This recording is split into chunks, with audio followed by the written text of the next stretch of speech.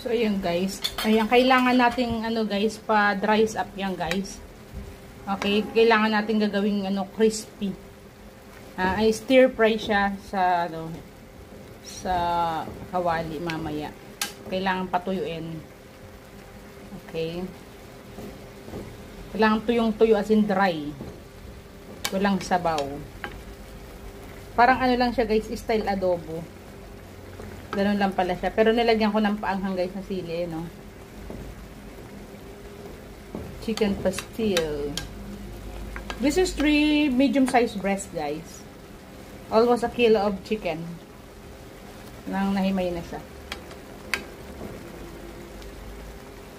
Mahal din guys yung ano eh. Chicken pastil pag bibili ka sa tindahan ng mga ano. Yung na-process na napangmatagalan.